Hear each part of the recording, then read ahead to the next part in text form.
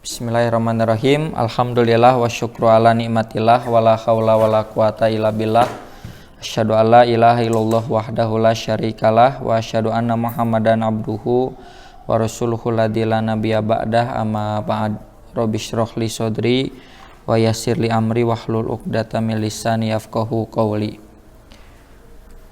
Para taskil PD Pemuda Persis Kota Bandung yang saya hormati, alhamdulillah pada hari ini merupakan satu kebahagiaan yang besar di mana ngantor kita kali ini diawali untuk membedah kitab Kashful Kurbah fi Wasfi Ahlil Gurbah. Kitab ini telah dibahas sebenarnya, bahkan diterjemahkan pada zaman penasihat kita Al-Ustadz Agus, dan sejauh pengetahuan saya atau sependek pengetahuan saya, kitab ini telah diterjemahkan dan pada saat itu saya terlibat dalam proses penerjemahannya. Secara tarjamah judul kitab ini maknanya adalah Kashful Kurbah, menyingkap kesedihan. Al-Qurbah itu menyingkap duka cita, menyingkap kesedihan. Fi wasfi ahlil gurbah, dalam karakteristik ahlil gurbah.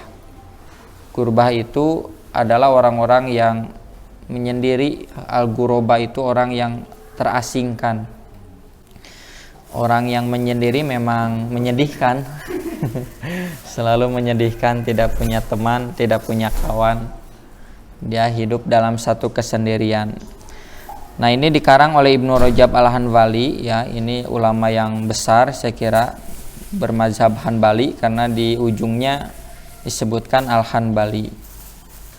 Karyanya saya kira sangat banyak, cuman yang saya ketahui di antara kitab yang sering saya rujuk itu Lataiful Ma'arif, yang itu mengungkap tentang fadilah-fadilah, maziyah-maziyah, keutamaan-keutamaan dan keistimewaan tentang bulan-bulan. Jadi bulan-bulan Hijriah itu diungkap oleh Ibnu Rajab Al-Hanbali, termasuk bulan Sya'ban, bulan Rajab, dan sering saya kutip itu bulan Ramadan. Di sana karena ada athar-athar yang saya kira menarik untuk dikutip, di mana athar itu bukan hanya terkait dengan para sahabat saja, tapi juga para tabi'in, para tabi'ut tabi'in. Termasuk juga Fathul Bari ada syarah Ibnu Rajab Al-Hanbali.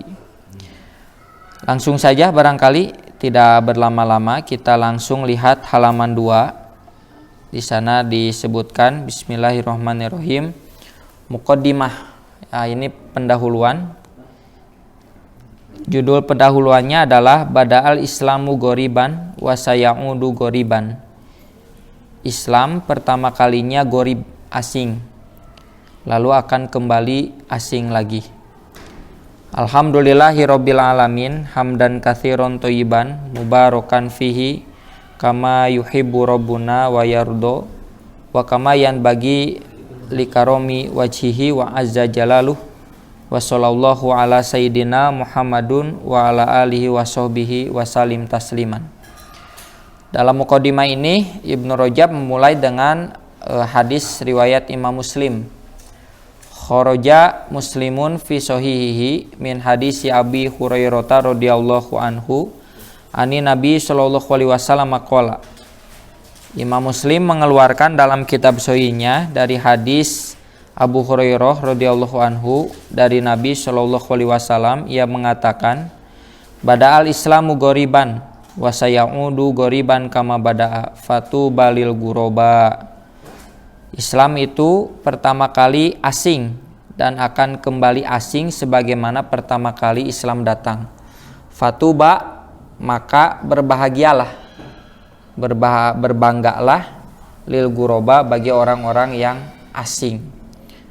Fatuba itu diambil dari kata toba, toib, jadi toib itu baik. Maka fatuba di sini maka berbahagialah dalam artian orang itu akan mendapatkan toib, mendapatkan kebaikan. Kebaikan ini tentu saja kebaikan baik di dunia ataupun kelak di akhirat. Ya, meskipun demikian Toib itu nama baik dan dicederai oleh Bang Toib yang tak pulang-pulang ya. Padahal namanya baik Toib itu. Lalu kemudian riwayat yang lain menjelaskan kembali riwayat Imam Muslim ini, wa kharajahul Imam Ahmadu wa Ibnu Majah min hadis Ibnu Mas'ud bi ziyadatin fi akhirih wa hiya, dan dikeluarkan oleh Imam Ahmad dan Ibnu Majah dari hadis Ibnu Mas'ud dengan tambahan pada akhirnya yaitu kila. Nah, dalam riwayat Imam Ahmad dan Ibnu Majah ini ada redaksi tambahan ziyadatul ilmi. Dalam riwayat ini dikatakan ya, para sahabat bertanya, kila ya Rasulullah, wahai Rasulullah, wa manil guroba'u, siapa yang dimaksud dengan al-guroba, orang yang merasa asing, orang yang terasingkan. Qala, Nabi menjawab, an-naza'u minal qabail. Naza'u itu orang yang melepaskan ya, mengasingkan diri ya. Makanya kan ada dalam hadis ya, innallaha la yantazi'u intiza'an, Allah tidak akan mencabut itu melepas. Orang yang melepaskan diri, mengasingkan diri dari kabilah-kabilah. Nah, jadi yang dimaksud orang asing itu ya secara makna lettereknya, dia tidak mendekati kerumunan, mengasingkan diri. Nah, ini katanya orang yang beruntung, di mana orang yang suka prestis ya, popularitas, yang suka eksis, foto-foto dan seterusnya. Nah, nanti kata Nabi, orang yang tidak terkenal itu adalah orang yang beruntung. Ini menyelisihi ya hari ini, di mana orang-orang karena memang sekarang masuk pada bahasa Yasrab Pialang itu hiperrealisme ya. Hiperrealisme itu di mana media ini mendongkrak ya dinding-dinding antara pemisah. Yang privat hari ini tidak lagi privat, semua orang jadi tahu gitu. Dulu yang namanya fisika dan metafisika itu berkonfrontasi, beradu, berperang. Fisika memusuhi metafisika karena dianggap sesuatu yang abstrak. Metafisika memusuhi yang fisik ya, karena dianggap sebagai sesuatu yang rendah ya. Jadi kebenaran, kata Agustinus ya, seorang filsafat abad pertengahan, itu mengatakan kebenaran itu adalah kebenaran Tuhan, kebenaran Yesus. Nah, zaman sekarang itu hiperrealisme ya, zaman di mana antara fisika dan metafisika sudah lagi tidak bermusuhan, sekarang melebur ya. Dulu nggak kebayang bagaimana menghadirkan Aristoteles. Hari ini dengan kecanggihan teknologi sekarang dihadirkan, meskipun dengan visualitas ya, dengan artifisial, dengan dunia maya, dengan kecanggihan teknologi. Dulu nggak kebayang ngobrol antar pulau, antar kota, antar dunia, antar negara. Sekarang kan semua itu menjadi mudah gitu. Jadi katanya orang yang justru tidak terkenal adalah orang-orang yang beruntung. Dijelaskan lagi dalam riwayat berikutnya, wa kharajahu Abu Bakrin al-Ajiri wa indahu, dan dikeluarkan oleh Abu Bakar al-Ajiri, dan di dalam riwayatnya dikatakan, kila wa manhum ya Rasulullah, siapa mereka itu wahai Rasulullah? Qala, kata Nabi, alladzina yuslihuna idza fasadan nas. Nah, ini menjelaskan lagi ya, jadi mengerucut lagi. Jadi beruntunglah orang yang asing. Ditanya lagi, siapa orang asing itu? Orang yang memisahkan diri dari kerumunan, dari komunitas, dari kabilah. Ditanya lagi, siapa orang yang guroba, orang yang mengasingkan itu? Ternyata bukan bukan tidak melakukan gerakan. Mereka mengasingkan diri, mereka yaitu melakukan gerakan apa? Alladzina yuslihuna idza fasadan nasu. Orang-orang yang melakukan islah perbaikan di saat orang-orang sedang rusak. Rusak moralnya, rusak akidahnya, rusak pemikirannya. Dan ini dilakukan oleh Imam Al-Ghazali. Jadi Imam Al-Ghazali ini pernah melakukan yang disebutkan oleh hadis ini, yaitu an-naza, ya, an-naza, atau bahasa Imam Al-Ghazali itu apa ya, uzlah. Jadi kalau kita ini dikutip oleh Ketum juga ya, luar biasa Ketum membaca buku ini. Hakada doharu jilu solahuddin wa hakada adatil quds, ya, demikianlah nampak generasi Salahuddin Al-Ayyubi dan juga nampak direbut kembalinya Al-Quds, Yerusalem.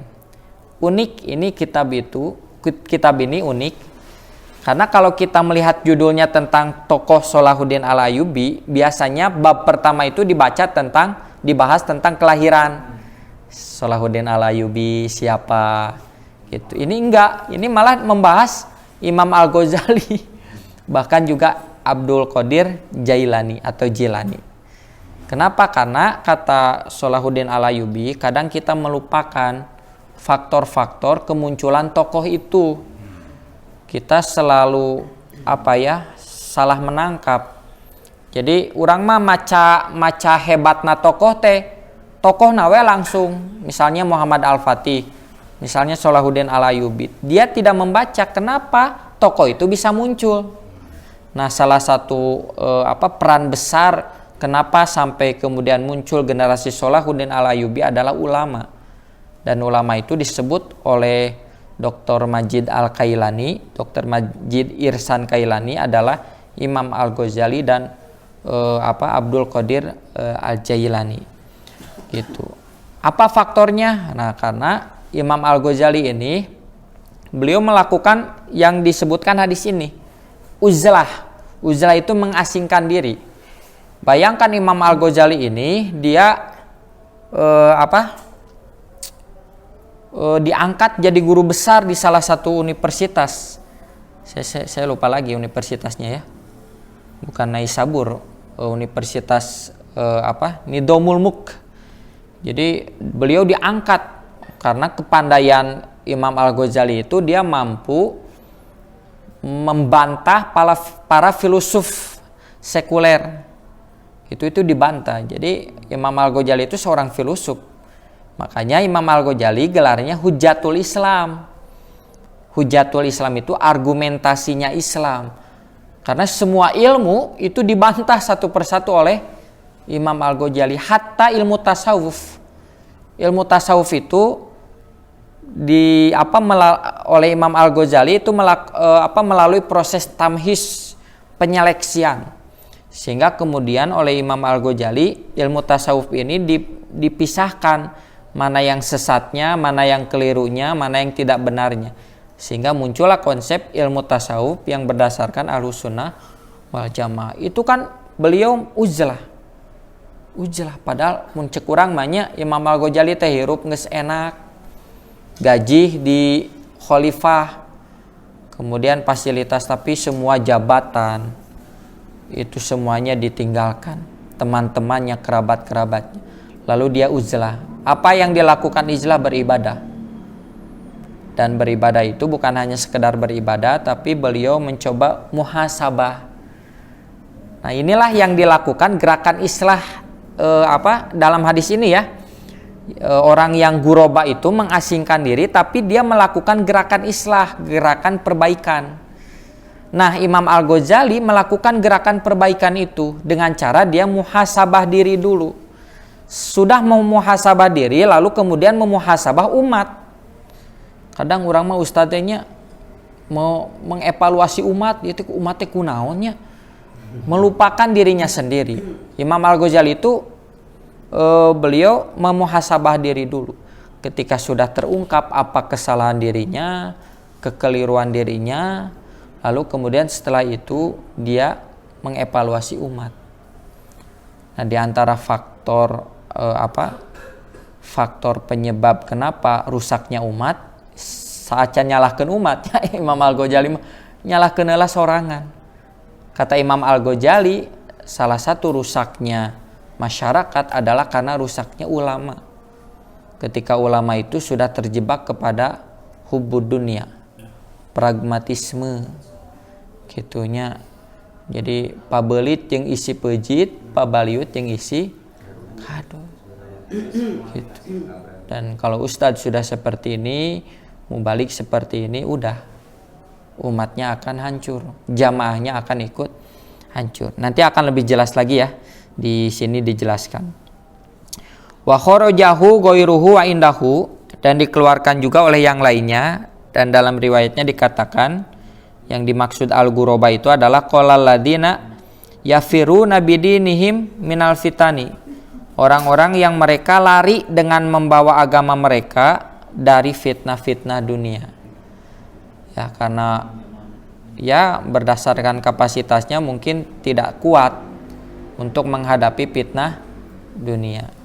Kita pun sama, seandainya kita tidak bisa menghadapi fitnah dunia, hingar-bingar dunia, lebih baik anaza, ya, memisahkan diri untuk menguatkan diri untuk bisa melawan tantangan zaman gitu. Jadi bukan artinya mundur selamanya, enggak, mundur itu untuk mengatur strategi, menambah kekuatan. Urang mah hayu we maju ngeseleuleus kayaknya, maju we pantang menyerah, padahal tidak seperti itu. Kemudian dalam riwayat Imam At-Tirmidzi dari hadis min haditsin katsirin, dari hadis yang begitu banyak. Dari hadis Kasir bin Abdullah Al-Muzani, dari bapaknya, dari kakeknya, dari Nabi Shallallahu alaihi wasallam, inna dina bada'a goriban, agama itu permulaannya asing, wasayarji'u goriban, dan akan kembali asing, fatu balil guroba, maka berbahagialah orang yang asing, alladzina yuslihuna ma afsadan nas min sunnati. Nah, ini lebih rinci lagi. Orang asing yang dimaksud adalah orang yang melakukan gerakan islah ketika masyarakat sudah melakukan satu kerusakan dari sunnahku. Ya, dan ini menjadi salah satu gerakan yang dilakukan oleh Sholahuddin Al-Ayyubi, termasuk juga Muhammad Al-Fatih. Muhammad Al-Fatih itu kan dia merekrut militernya itu dengan memperhatikan sunnah, bukan memperhatikan syariat yang berbentuk kewajiban, enggak. Makanya kan ring pertama ditanya oleh Muhammad Al-Fatih, siapa yang seumur hidupnya tidak pernah ketinggalan sholat, ngacung loba. Siapa yang seumur hidupnya tidak pernah ketinggalan sholat sunnah rawatib, ngacung banyak. Kemudian siapa yang selama hidupnya tidak pernah sholat subuh kesiangan, atau tidak pernah meninggalkan sholat sunnah qobliyah 2 rakaat subuh, nah mulai sedikit gitu. Lalu siapa yang seumur hidupnya tidak pernah meninggalkan sholat tahajud, mulai sedikit, beki sedikit hese standar. Maka orang itu yang kemudian yang menempati tempat yang pertama. Jadi pasukan dulu standarisasinya bukan fisik, tapi psikis gitu, hati. Dan ini yang kemudian memperkokoh barisan dulu. Karena kunci umat Islam itu ada dalam ranah batiniah. Dan ini yang besar-besaran dikritik oleh Imam Al-Ghazali. Banyak orang yang sholat tapi sholatnya formalitas gitu. Sholatnya dengan seukur menggugurkan kewajiban, tidak pernah meresapi ya rukunya, sujudnya. Bahkan banyak yang membaca Al-Quran tapi hanya sekedar bacaan. Ini yang dikritik oleh Imam Al-Ghazali. Jadi rusaknya dari aspek-aspek batiniah gitu. Kita pun kalau jujurnya sholat orang lamun diukur ku kualitas da loba malaweung gitu. Khusyunya kan sangat minim. Kemudian juga wa kharajahu Tabrani min hadis si Jabirin ani Nabi sallallahu alaihi wasallam wa fi hadisihi, dan dalam hadisnya dikatakan kila wa manhum ya Rasulullah, siapa mereka itu wahai Rasulullah? Qala ladina yuslihuna hina fasadinas, adalah mereka yang melakukan gerakan islah, gerakan perbaikan ketika orang-orang melakukan kerusakan. Wa kharajahu aidon min hadis Sahl bin Sa'din bin Nahwihi, dikeluarkan juga dari hadis Sahal bin Sa'ad dengan yang semisalnya. Wa kharajahul Imamu Ahmadu min hadis Sa'd bin Abi Waqqas ani Nabi sallallahu alaihi wasallam wa fi hadisihi tuba yauma idin lil ghurabai idza fasadan nas. Ya, dan dikeluarkan oleh Imam Ahmad dari hadis Sa'ad bin Abi Waqqas dari Nabi sallallahu alaihi wasallam, dan dalam hadisnya dikatakan beruntunglah pada saat itu orang-orang yang asing ketika manusia melakukan kerusakan. Kemudian dikeluarkan juga oleh Imam Ahmad dan Tabrani dari hadis Abdullah bin Amr dari Nabi sallallahu alaihi wasallam dikatakan tuba lil ghuraba, berbahagialah orang-orang yang asing. Kulna, kami bertanya, wa manil ghuraba, siapa yang asing itu wahai Rasulullah? Qala, Nabi menjawab, qaumun qalilun, masyarakat yang sedikit, komunitas sedikit, finasin su'in kathirin, pada masyarakat yang jelek yang banyak, man yu'sihim aktsaru mimman yuti'uhum, orang yang melakukan kemaksiatan dari mereka lebih banyak daripada orang yang melakukan ketaatan. Waruya an Abdillah bin Amrin marfu'an wa mauqufan fi hadal hadis, dan diriwayatkan juga dari Abdullah bin Amr secara marfu dan mauquf dalam hadis ini. Qila wa manil ghuraba, dikatakan siapa yang ghuraba itu? Qala, Nabi mengatakan al-faroruna atau al-firoruna bidinihim yab'atsuhumullahu ta'ala ma Isa bin Maryam alaihissalam, orang-orang yang mereka lari membawa agama mereka yang Allah mengutus mereka bersama Nabi Isa. Ini di akhir zaman. Jadi di akhir zaman itu Isa akan turun, ya, sebagai tanda-tanda akhir zaman. Dan ini hikmah kenapa Nabi Isa diwafatkan. Bukan diwafatkan dalam arti hakiki, ya, tapi diangkat, ditidur nyenyakan. Nah, supaya nanti menjadi saksi bahwa Nabi Isa itu, apa yang disembah oleh orang Nasrani itu merupakan kesalahan besar. Wa qauluhu bada'al islamu ghoriban yuridu bihi annana sakanu qabla mab'athihi ala dolalatin amatin kama qala Nabi sallallahu alaihi wasallam fi hadis Ziyad bin Himar alladzi akhrajahu Muslimun. Ucapan atau sabda Nabi bada'al islamu ghoriban yang dimaksud adalah orang-orang yang mereka itu ada sebelum diutusnya Nabi atas kesesatan yang merata, yang memasyarakat, sebagaimana Nabi Shallallahu Alaihi Wasallam bersabda dalam hadis Iyad bin Himar yang diriwayatkan oleh Imam Muslim. Innallaha nadoro ila ahlil ardi, sesungguhnya Allah melihat, ya, kepada penduduk bumi. Famakotahum, lalu Allah benci kepada mereka. Arobahum wa ajmahum, ya, orang Arab maupun orang asing. Ila, kecuali bakoya min ahlil kitab, sisa-sisa dari ahli kitab. Ini riwayat Muslim, ya. Jadi dalam riwayat Muslim ini dikatakan bahwa Allah tidak suka terhadap masyarakat yang ada pada saat itu. Nah, itu muqaddimahnya, ya. Jadi muqaddimah ini menghantarkan kepada kita, satu, kita harus menjadi termotivasi menjadi orang asing, ya, al-ghuraba, di mana orang-orang ini adalah orang-orang yang memisahkan dari komunitas, di mana komunitas itu sudah sulit untuk diperbaiki, gitu. Mereka tidak tergabung kepada satu komunitas itu. Karena apa? An-naza'u binal qabail, ya, menjauh, memisahkan diri dari satu komunitas, satu masyarakat.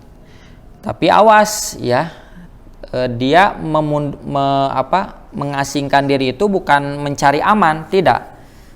Tadi dalam riwayat yang lain dikatakan alladina yuslihuna. Mereka melakukan gerakan islah. Sekali lagi ini yang dilakukan oleh Imam Al-Ghazali. Imam Al-Ghazali itu melakukan satu gerakan islah dengan cara al-uzlah. Uzlah dulu gitu. Jadi sekali-kali kita harus uzlah ya. Uzlah itu untuk melakukan, bahasa Dr. Majid Al-Kailani itu al-inhisab. Jadi Imam Al-Ghazali itu melakukan al-inhisab. Inhisab itu mengevaluasi dua yang dievaluasi oleh Imam Al-Ghazali, dirinya dan masyarakatnya. Sedikit lagi ya ini. Tahawalal Islamu min di'fin ila quwatin. Nah, ya proses Islam beralih. Tahawala itu kan berubah, beralih. Proses peralihan Islam dari lemah menjadi kuat. Falamma bu'itsan Nabi sallallahu alaihi wasallam, ketika Nabi sallallahu alaihi wasallam diutus, wada'a ilal Islam, dan Nabi mendakwahkan Islam, lam yastajib lahu fi awalil amri illal wahidu. Tidak ada yang memenuhi panggilan dakwah Nabi pada awal mula kecuali hanya satu orang. Ba'dal wahidi, lalu setelah itu satu orang lagi, min kulli kabilatin, dari setiap kabilah. Jadi judul ini mengisyaratkan bahwa Islam itu awal mulanya lemah, do'fin, yang kemudian dibahasakan oleh Ibnu Rajab Al-Hanbali dengan istilah guroba. Dalam istilah Ibnu Khaldun, ini yang kemudian dimaksud dengan siklus siklus sejarah. Ya, siklus peradaban. Jadi siklus peradaban itu dia awal mulanya lemah. Mereka adalah orang-orang yang perintis ya. Nah, kemudian wa kanal mustajibu lahu khaipan min asyiratihi wa qabilatihi. Orang yang memenuhi panggilan Nabi itu, panggilan dakwah Nabi itu, mereka takut keluarganya dan takut dari kabilahnya. Wa yu'da goyatal adza, dan Nabi disakiti dengan dengan benar-benar disakiti. Wa yanalu minhu, dan Nabi meraih ya dakwah itu, mencapai dakwah itu, wa huwa sabirun ala dalika, sedangkan dia sabar dengan kondisi hal itu, fillahi, karena Allah. Wa kanal muslimuna, dan orang-orang muslim pada saat itu, idzaka mustad'afin, orang-orang yang tergolong lemah, mustad'afin. Yushriduna kulla mashrodin, mereka lari ya setiap ada tempat pelarian. Wa yuhribuna bidinihim, dan mereka juga lari, menghindar dengan membawa agama mereka, ilal biladin naiyah, kepada negara yang terpencil, kepada daerah yang terpencil. Kama hajaru ilal Habsyah marotaini, sebagaimana mereka melakukan gerakan hijrah ke Habsyah 2 kali. Summa hajaru ilal Madinati, kemudian mereka hijrah ke Madinah. Wa kana minhum man yu'adzabu fillah, di antara mereka ada yang disiksa karena Allah. Wa minhum man yuqtalu, di antara mereka juga ada yang dibunuh. Fakana dakhiluna fil islami hina idin guroba, dan orang-orang yang masuk Islam pada saat itu adalah orang-orang asing. Tsumma dhoharul Islam, kemudian Islam itu muncul ba'dal hijrati, setelah hijrah ilal Madinati, ke Madinah. Wa azza, lalu kemudian Islam menjadi kokoh ya, mulia. Wasoro ahluhu dhohirina kuladuhur, dan pemeluknya menjadi eksis ya, dari setiap keeksisan. Wadakholan nasu ba'da dzalika fi dinillahi afwajan, dan masyarakat masuk Islam setelah itu kepada agama Allah secara serentak, berbondong-bondong. Wa akmalallahu lahumuddina wa atamma alaihim ni'mah, dan Allah menyempurnakan bagi mereka agama Islam dan menyempurnakan nikmat kepada mereka. Ini ya, jadi Ibnu Khaldun itu muncul gagasan teori siklus peradaban itu dari hadis-hadis Nabi.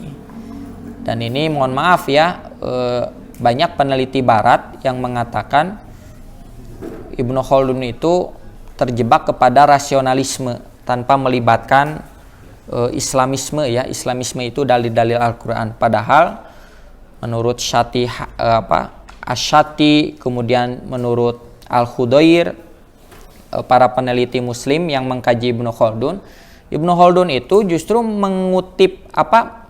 mengeluarkan teori tentang siklus peradaban itu dari nas-nas hadis dan nas-nas Al-Qur'an.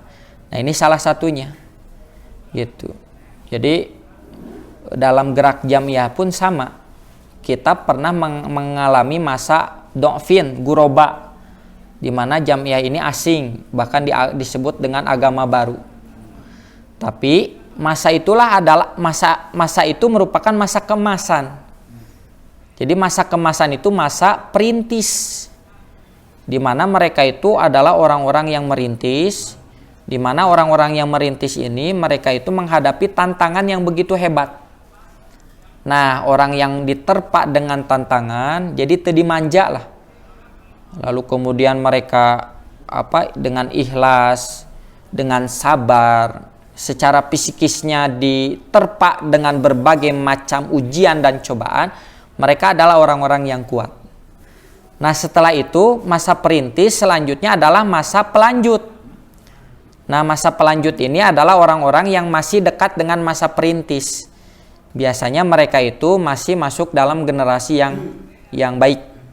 Generasi yang baik. Nah, setelah masa berikutnya ada masa penikmat. Ya, masa penikmat ini masa kejayaan. Nah, inilah awal mula kehancuran yang akan kembali, kata Ibnu Khaldun itu, pada siklus keempat, siklus awal lagi, siklus kehancuran.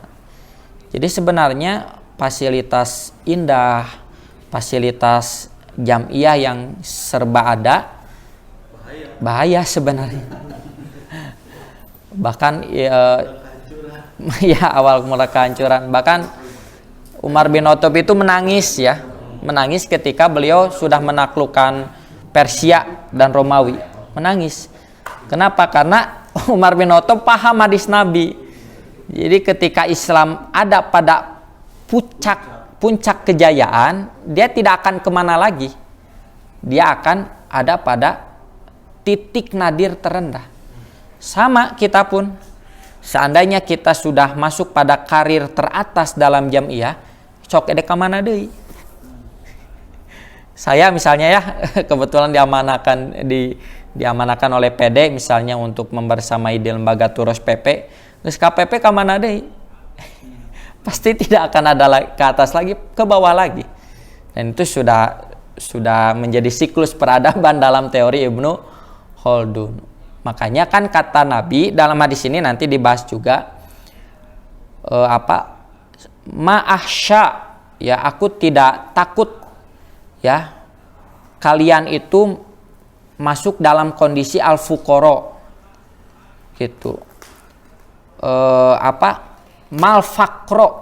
Malfakro ya, nanti ada bukanlah kefakiran yang aku takutkan, tapi yang aku takutkan yaitu idabusitot alaikum, ya, ketika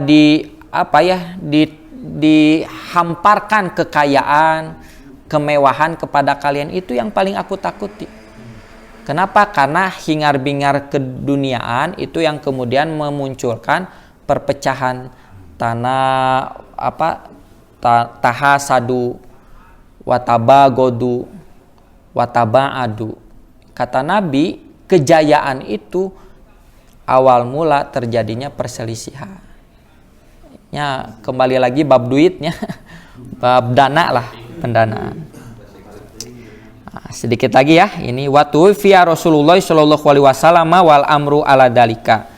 Dan Rasulullah Shallallahu Alaihi Wasallam wafat dalam kondisi hal itu. Wa ahlul Islam ala goyatin minal istiqomati fi dinihim. Dan pemeluk Islam ya ada pada puncak keistiqomahan dalam agama mereka. Wahum muta'adoduna mutanasoruna atau mutanasiruna. Mereka itu saling menopang, muta'adiduna. Mutanasiruna juga mereka saling menolong. Wa kanu ala dzalika fi zamani Abi Bakrin wa Umar radhiyallahu anhum, dan itu terjadi sampai pada zaman Abu Bakar dan Umar radhiyallahu anhuma. Kenapa disebut Abu Bakar dan Umar? Karena ini yang kemudian memberikan warisan kebudayaan peradaban yang komplit.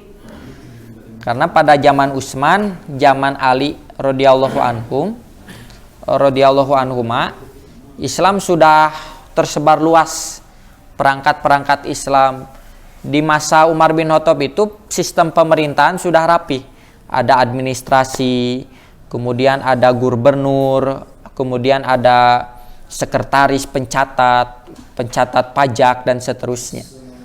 Gitu. Nah, itu merupakan zaman kejayaan. Nah, hikmah ya yang bisa kita ambil barangkali nanti bisa ditambahkan oleh Pak Wali ya atau Pak Sekda atau yang lainnya. Spirit ini kata Ustadz Agus ya, saat beliau dulu mengamanahkan ke kita untuk menerjemahkan Kasyful Qurbah, katanya dulu Abdurrahman ini mengkaji ini gitu. Jadi dulu perintis pendiri Persis ini ternyata konon katanya mengkaji Kasyful Qurbah, dan ini memberikan efek positif kepada para taskil untuk melakukan gerakan-gerakan jihad jam'iyah yang nanti akan, kalau saya baca ini banyak yang disindirnya kita. Banyak yang disindirnya kita. Nah, jadi sekali lagi ya, hikmah yang bisa diambil itu adalah sesekali kita harus menjadi al-ghuraba, mengasingkan diri, meniadakan diri. Di saat zaman hari ini eksistensi, popularitas, prestis itu menjadi syahwat perjuangan di jam'iyah gitu. Sekarang kan fasilitas media dan sebagainya ini terjebak kepada semua aspek termasuk ustadz ya, makanya ada unik Al-Ityubi ya yang 2 tahun kemarin sudah meninggal dunia, yang mensyarah Sahih Muslim. Sugante moal aya nu ngasarah Sahih Muslimnya. Terakhir itu siapa? Imam Nawawi Al-Minhaj. Ternyata ada. Itu ulama kontemporer meninggal 2-3 tahun ke belakang. Itu 40 jilid. Dikaji oleh si Gabah ya. Bahrul Muhit As-Sajjaz. Wah, itu mendalam sekali. Saya klik, nggak diketahui fotonya. Jadi di media nggak diketahui. Ternyata ulama itu nggak mau dipoto, nggak mau di video, gitu. Tapi inginnya direkam saja. Gitu. Kenapa? Khawatir ada ria, gitu nya. Ya lain ngabatalkeun tong ayana player. Tidak, tapi sesekali apa? Oh, direkam ya. Ini sesekali kita harus mencoba melatih diri ya, meniadakan sesuatu untuk mewujudkan sesuatu. Sesekali kita harus bersabar mengikhlaskan diri kalau tidak disebut, kalau tidak terekspos ya, kalau tidak kemudian terlihat oleh masyarakat sekitar. Itu barangkali sudah setengah jam lebih Pak Sekda kajian Kasyful Qurbah, mulai jam 8:45 ya. Jam 7.45, sekarang selesai jam 8.26. Dari saya itu barangkali ada tambahan dari Pak Wali sebagai spirit awal untuk menuju ngantor atau dari yang lainnya. Silakan.